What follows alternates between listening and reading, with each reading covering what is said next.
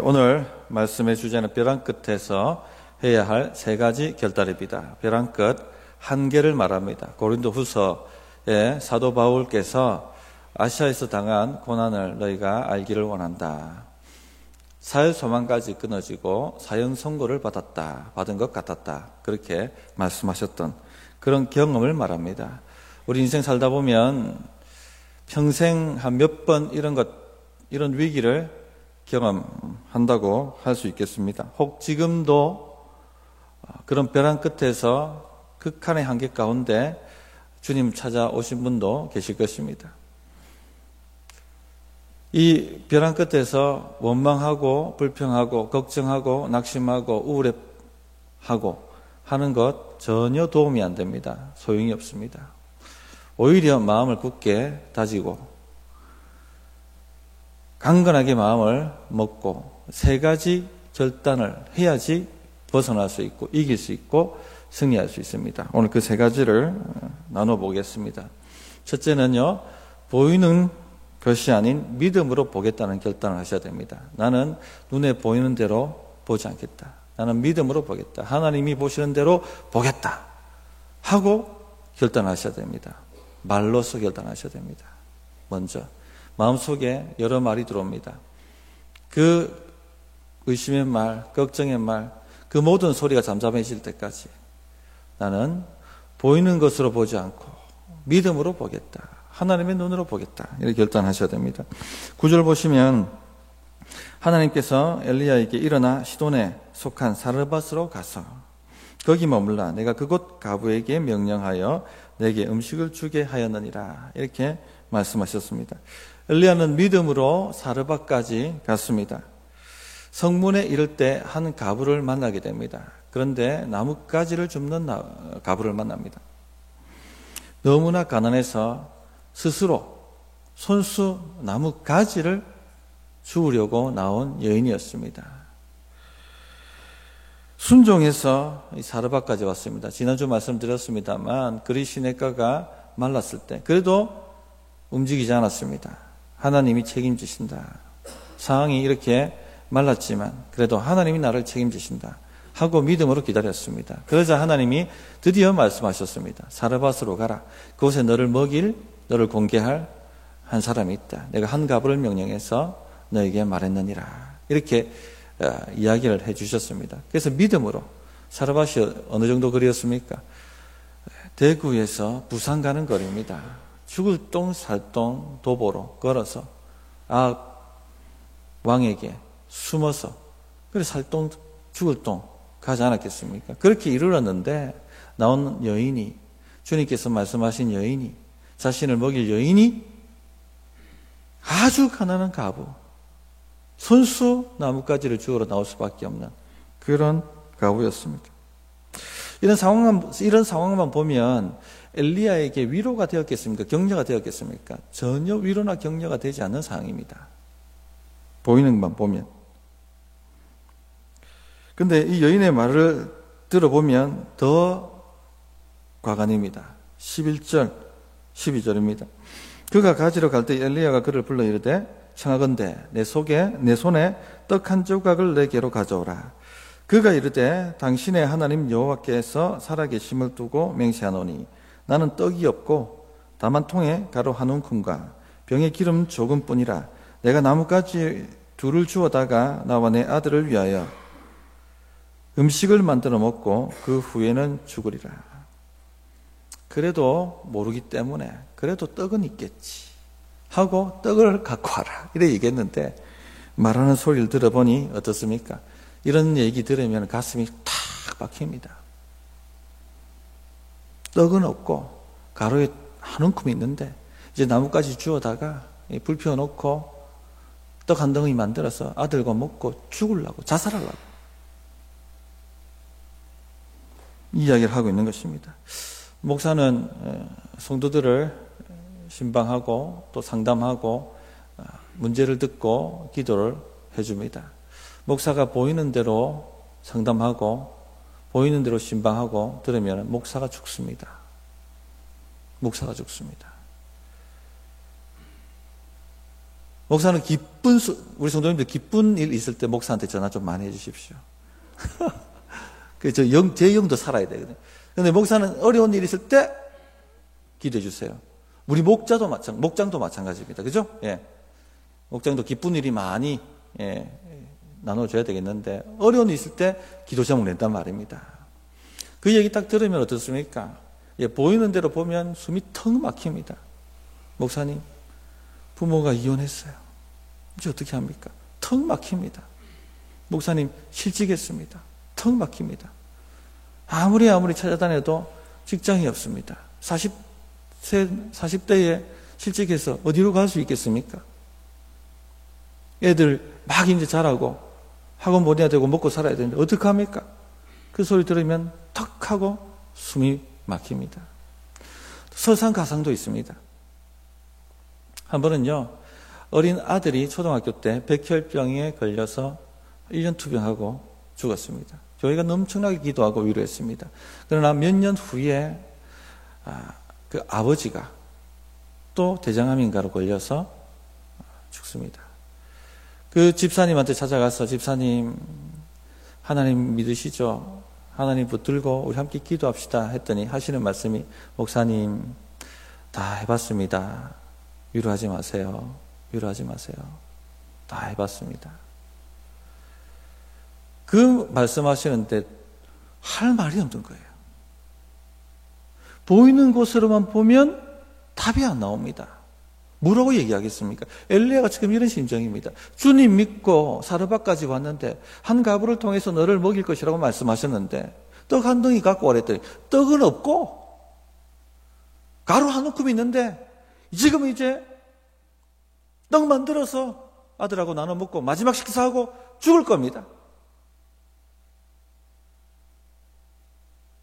격려나 위로가 되지 않습니다. 믿음을 일으킬 만한 상황과 환경이 아닙니다. 엘리야가 보이는 것으로만 봤다면 그는 거기서 낙심하여 주저앉았을 것입니다. 이 나라의 부흥이고 뭐고 하나님 나라의 일이고 뭐고 아이고 나는 모르겠습니다 하고 주저앉았을 것입니다. 내가 하나님 믿었더니 이 꼴을 보려고 여기까지 왔나 하고 주저앉았을 것입니다. 그런데 지금 엘리야가 받는 훈련이 뭡니까? 보이는 것으로 보지 않겠다는 겁니다. 하나님의 눈으로 보겠다는 겁니다. 하나님이 말씀하셨으면 그렇게 되는 줄 믿습니다. 하나님이 한 가부를 통하여 나를 먹이신다고 하셨으면 하나님 내 눈에는 그렇게 될 수 없는 것 같아 보이는데 떡도 없다고 하는데 저희 여인은 그래도 주님이 그렇게 말씀하셨으면 저는 그렇게 되는 줄 믿습니다. 이게 말씀을 통하여 보는 겁니다. 보이는 것으로 보는 것이 아니라 말씀을 통하여 보는 것입니다. 하나님이 그렇다고 말씀하셨으면 그런 줄 알고 그 말씀으로 상황을 보는 겁니다. 이거 훈련을 지금 받고 있는 겁니다. 엘리야가. 우리 성도님들 동일합니다. 우리도 매 순간 매일 일상이 그 훈련 받고 있는 거예요. 매일 걱정이 우리 안에 들어오지 않습니까? 무엇을 먹을까? 무엇을 입을까? 매일 걱정이 들어옵니다. 이러면 이래 걱정되고 저러면 저래 걱정되고 하나님이 무슨 훈련 시키십니까? 하나님의 백성은 떡으로만 사는 것이 아니요 하나님의 말씀으로 하나님의 말씀으로 사는 것입니다. 이거 훈련시키는 것입니다. 이 수준을 빨리 벗어나야 됩니다. 이 수준을 빨리 졸업해야 됩니다. 그래야지 이제 사명 감당하는 단계로 들어가는 것입니다. 큰 것을 맡기시는 겁니다. 결단하십시오. 걱정과 염려가 들어오고 낙심이 들어오면 나는 보는 것으로 나는 보지 않겠다. 주의 말씀으로 내가 보겠다. 주님 어떤 말씀으로 이 상황을 봐야 됩니까? 그렇게 기도하시기 바랍니다. 그러면은 성령께서 말씀을 딱 보여주십니다. 어떤 말씀 붙들고 이 상황 봐야 될지. 그 믿음이 오면은 이길 수 있단 말입니다. 그 믿음이 오면 일어설 수가 있습니다. 그래서 우리 말씀을 이 믿음의 말씀으로 채워가시기 바랍니다. 이사야서 40장 8절에 이렇게 나옵니다. 풀은 마르고 꽃은 시드는 상황과 환경이 바뀐다는 겁니다. 우리 하나님의 말씀은 영원히 서리라. 주의 말씀은 절대 바뀌지 않습니다. 그러므로 바뀌는 환경에 따라서 좋아지면 웃고 안 좋아지면 울고 그 수준을 벗어나서 영원히 변하지 않는 주의 말씀으로 모든 상황과 환경을 바라보시기로 결단하시기 바랍니다. 두 번째 해야 될 결단이 뭐냐? 모든 일어나는 일 속에서 하나님의 손길을 보겠다는 결단입니다. 나는 하나님이 지금도 그 강력한 손이 나를 붙들고 계시고 내 길을 인도하시고 섭리하신다는 것을 나는 보리라. 그렇게 외치시기 바랍니다. 엘리야가 사르밧으로 가라. 한 가부를 만나게 될 텐데 그가 너를 공개하리라 하는 말씀 듣고 왔습니다. 어떤 가부인지, 주소가 어딘지, 어떻게 생겼는지, 어느 정도 돈을 가지고 있는지 전혀 정보가 없습니다.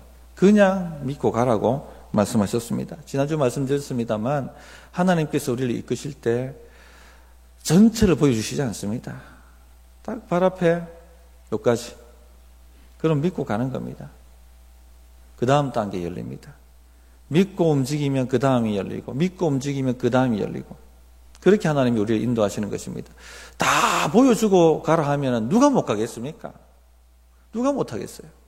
믿음으로 하는 게 아니죠. 그거는 하나님만 믿고 가는 겁니다. 꼭 눈이 감겨가지고 앞에 누구 손잡고 인도받는 것처럼 그래 되는 거예요. 두려우면 절대 못 갑니다. 두려우면 절대 못 갑니다. 그러나 앞에서 나를 인도하시는 분을 내가 믿으면 어떻게 됩니까? 손잡고 걸어갈 수가 있는 겁니다.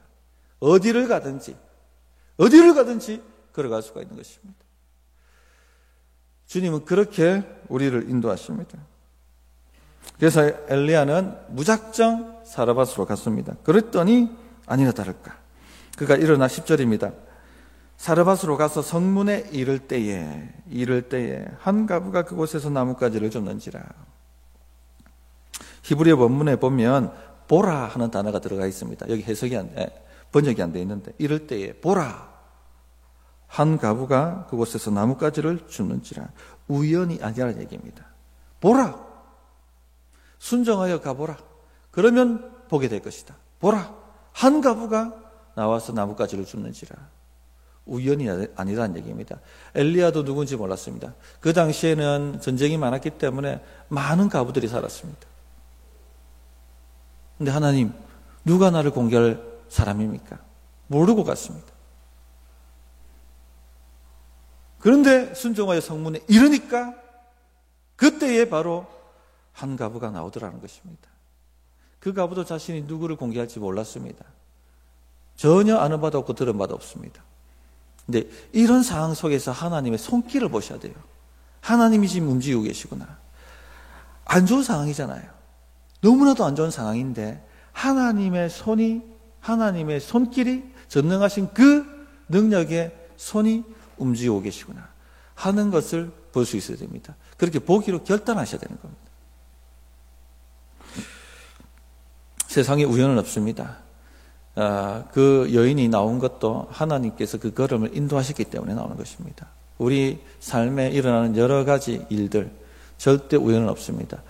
오늘 어떤 일을 경험하셨든지 그 일이 우연히 까닭 없이 일어나는 것이 아닙니다. 그 모든 일 가운데는 하나님의 섭리가 있습니다. 그 하나님의 섭리의 손길이 모든 것이 합력하여 선을 이루도록 역사하고 계시다 하는 것을 믿어야 됩니다. 그래서 예레미야 10장 23절에 보면 여호와여 내가 알거니와 사람의 길이 자신에게 있지 아니하니 걸음을 지도함이 걷는 자에게 있지 아니하니이다. 그 여인의 걸음을 인도한 것은 그 여인이 아니라 바로 하나님이십니다. 그 타이밍에 엘리야가 성문에 이르는 그 타이밍에 나오도록 그렇게 하셨다는 것입니다. 그래서 우리 성도님들 특별히 상황이 안 좋을 때 하나님의 섭리의 손길을 보는 훈련을 하셔야 돼요. 습관을 들이셔야 됩니다. 하나님이 어떻게 우리 인도하시나 계속 생각하는 겁니다. 그때마다 말씀을 떠올리십시오. 여리고에 이스라엘 정탐꾼이 들어갔을 때 누구를 만납니까? 라합을 만납니다. 우연히 된 것이 아닙니다. 하나님의 섭리의 손길이죠. 에스더가 유대인들을 구원하기 위해서 금식하고 왕을 찾아가려고 할 때 그 아닥사스다 왕이 잠을 자지 못했습니다. 우연이 아닙니다. 그날 밤 잠이 오지 않길래 역사 기록물을 갖고 오라 하고 보았는데 거기에서 모르드게가 자신을 구원한 사건을 읽게 되는 것입니다. 우연이 없습니다. 에티오피아 내시가 이사야서를 읽고 갈 때 성령께서 빌립을 따라 붙이셨습니다. 우연이 된 것이 아니죠. 섭리죠, 섭리. 인도하심입니다. 고넬료가 환상을 보고 베드로도 환상을 보고 하나님의 섭리입니다. 섭리. 이 섭리의 손길이 우리를 지키고 있다. 그래서 상황이 안 좋을 때마다 이 말씀을 기억하셔서 하나님의 섭리의 손길을 보여달라고, 그렇게 보게 해달라고, 그렇게 결단하시기를 바랍니다. 세 번째 해야 될 결단, 손에 있는 것 의지하지 않겠다 하는 결단입니다. 하나님, 저는 손에 있는 것, 손에 잡히는 것 의지하지 않겠습니다. 보이지 않지만, 손에 잡히지 않지만 하나님만 의지합니다. 이 결단을 해보시기 바랍니다. 13절부터 14절입니다. 엘리야가 그에게 이르되 두려워하지 말고 가서 내 말대로 하려니와 먼저 그것으로 나를 위하여 작은 떡 한 개를 만들어 내게로 가져오고 그 후에 너와 내 아들을 위하여 만들라. 이스라엘의 하나님 여호와의 말씀이 나 여호와가 비를 지면에 내리는 날까지 그 통에 가루가 떨어지지 아니하고 그 병에 기름이 없어지지 아니하리라 하셨느니라. 자, 사르밧 가부의 입장에서 한번 생각을 해보십시오.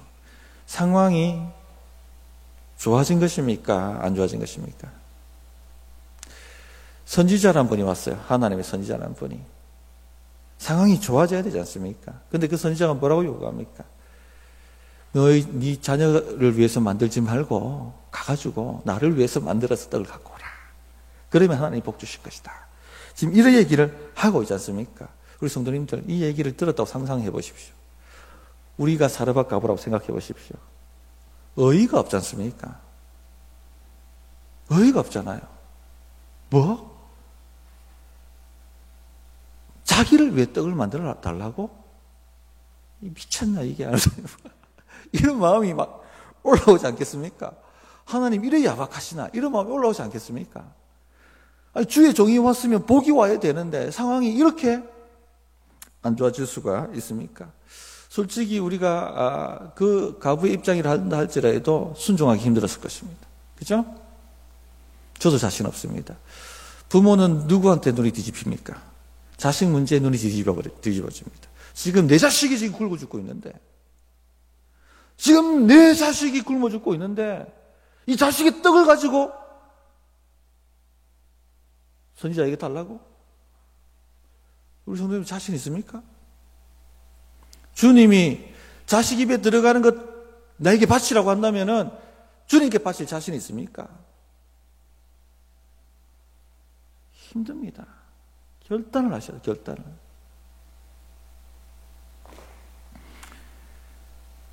미리 다 주놓고 이 한 움큼 있고 기름 한 병 있는데 엘리야가 기도해가지고 이 가루 한 움큼이 한 몇 푸대 되게 만들어 놓고 기름병도 한 수십 병 되게 만들어 놓고 나를 위해 먹이라면 누가 못합니까? 누가 못해요? 그거는 다 할 수 있습니다. 근데 우리가 그렇게 구한단 말입니다. 하나님 먼저 복 때려 주십시오. 꽉꽉 채워 주십시오. 그럼 내가 주님 위해서 헌신하고 주님 앞에 드리겠습니다. 그런데 거꾸로 하셔야 됩니다. 믿음이 아니거든요, 이거는. 하나님 먼저 달라고 요구하십니다. 먼저 달라고. 믿음이거든요. 왜 이런 믿음을 주님이 요구하시느냐? 자신의 힘으로 살지 않겠다고 고백하라는 겁니다. 주님, 저는 손에 잡히는 것 가지고 살지 않겠습니다. 보십시오. 가루 한 움큼, 기름 한 병, 손에만 잡혀도요, 이것 가지고 살라고 하는 겁니다. 이것 가지고 자식 먹여 살릴 수 있다고 생각하는 거예요. 손에 조금이라도 뭔가 잡히면 그것 가지고 사람은 살라고 하지 절대 하나님의 전능의 팔에 의지해서 살려고 하지 않습니다. 하나님이 이 시험하시는 것은요, 하나님의 전능하신 그 팔에만 의지해서 살라고 하는 겁니다. 손에 잡히는 게 아니라 보이지 아니하시지만 우리를 붙들고 계신 그 전능하신 하나님의 팔을, 그 팔만 의지해서 살라는 것입니다. 이 여인은 이미 극단까지 이르렀습니다. 12절 한번 다시 보십시오. 그가 이르되 당신의 하나님 여호와께서 살아계심을 두고 맹세하노니 나는 떡이 없고 다만 통에 가루 한 움큼과 병에 기름 조금뿐이라. 내가 나뭇가지 둘을 주워다가 나와 내 아들을 위하여 음식을 만들어 먹고 그 후에는 죽으리라. 사람의 말을 보면 그 영이 어떤지를 알 수가 있습니다. 말은 그 사람의 영의 얼굴이기 때문에. 이 여인의 말을 보십시오. 믿음의 말이 나옵니까? 불신의 말입니다. 죽음의 말입니다. 온통 입안에 가득한 것이 죽음입니다. 이미 사형 선고를 받은 것입니다. 가망이 없습니다. 인간적 눈으로 보면 이런 형편의 여인이 엘리야를 먹여 살릴 수 있을까? 불가능한 일이죠. 근데 우리도 얼마나 그런지 모릅니다. 손에 잡히는 것이 조금만 사라져도 죽음의 말이 입에서 튀어나옵니다. 그죠? 그 손에 잡히는 것이 조금이라도 줄면 죽음의 말이 우리 입속에서 튀어나온단 말입니다. 죽으리라. 아이, 죽겠네. 미치겠네. 그럴 때 결단하셔야 됩니다. 그럴 때 나는 손에 잡히는 것이 아니라 보이지 아니하시는 전능하신 하나님 팔을 의지하고 살아갈 것이다. 내 안에 있는 이 불신의 말, 죽음의 말들아 잠잠하라. 그렇게 선포하셔야 됩니다. 그렇게 결단하셔야 됩니다. 그게 이기는 방법이에요. 그게 벼랑 끝을 탈출하는 방법입니다.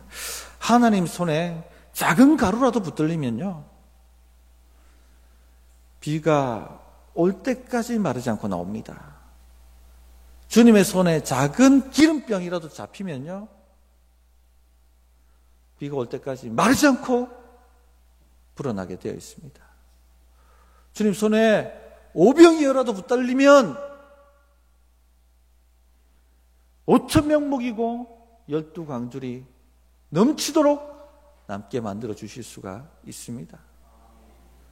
그러므로 벼랑 끝에 섰을 때 저는 손에 잡히는 것이 아니라 하나님만 의지합니다 하고 결단하시기 바랍니다. 그러면 놀라운 역사가 일어나게 될 것입니다. 결론이죠. 15절 16절입니다. 그가 믿음을 가지고 엘리야의 말대로 하였더니 그와 엘리야와 그의 식구가 여러 날 먹었으나 여호와께서 엘리야를 통하여 하신 말씀같이 통의 가루가 떨어지지 아니하고 병의 기름이 없어지지 아니하리라. 할렐루야. 이 놀라운 역사가 우리 성도님들 삶에 또 우리 교회에 넘치도록 임하기를 바랍니다. 찬양 하나 하고 기도하겠습니다.